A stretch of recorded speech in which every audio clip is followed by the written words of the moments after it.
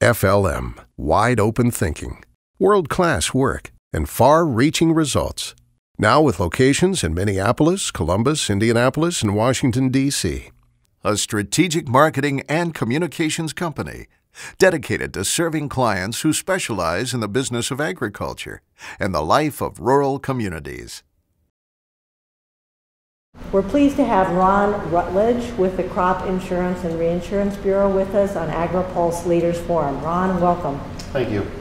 I'd like to talk to you about the crop insurance industry from a company standpoint and from a reinsurer standpoint. There's been a lot of drought and a lot of situations with freeze in different parts of the country.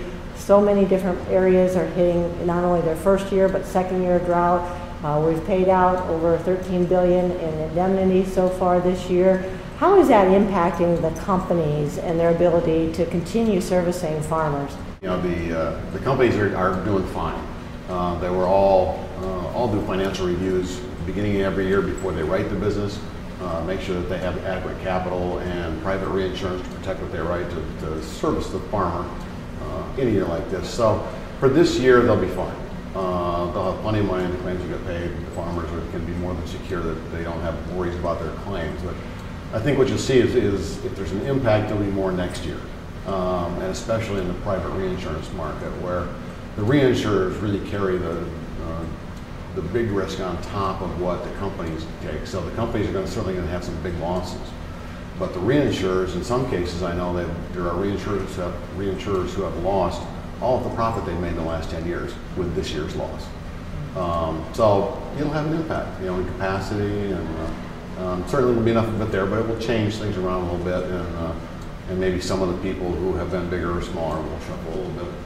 And should farmers have any concerns about payouts for claims for 2012? I know some have been processed very quickly, others are still forthcoming. Yeah, no, they won't have any issues getting that. I think the last numbers I saw, over 3/4 of the claims have already been paid.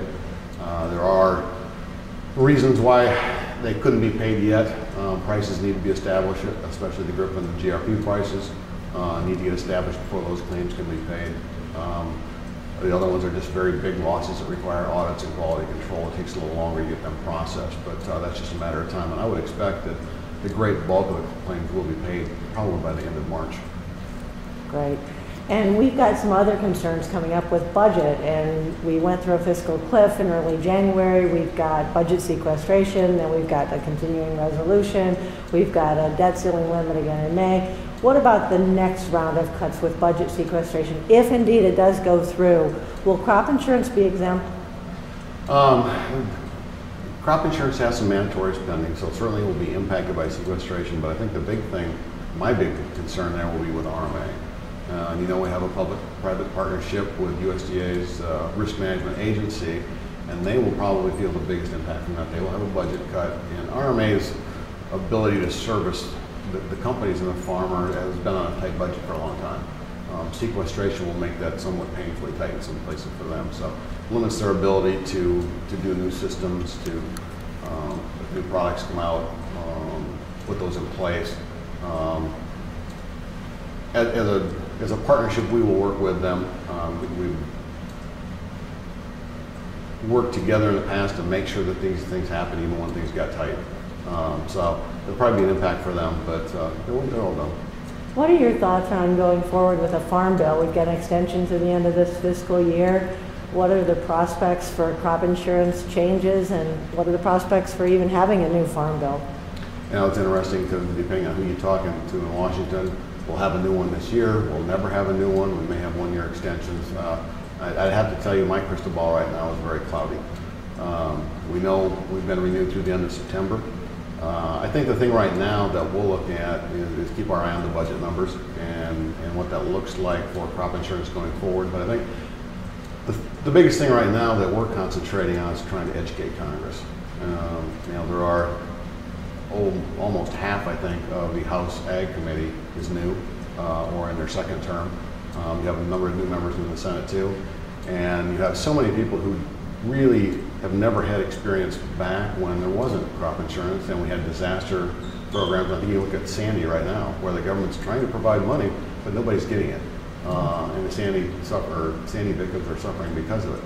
Crop insurance had a disaster last year too, because of that partnership, because of all the things that are in place with the private support of it.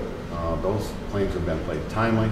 Farmers are able to get through the bad year, be ready to go to the next year, and it gets even deeper than that with the lenders supporting them and the suppliers who provide their products. They can have that financial certainty of knowing it's there too with crop insurance. So right now, I think you'll see CURB and other organizations mostly trying to educate the people in Congress so they understand the implications of the program, understand how well it works in serving the farmer, and are aware of the impacts of what they do or don't do and what they vote for. Great. Thanks for joining us, Ron Rutledge, on behalf of CURB on Agri-Pulse Leaders Forum. It's my pleasure, Sarah. Thanks for having me.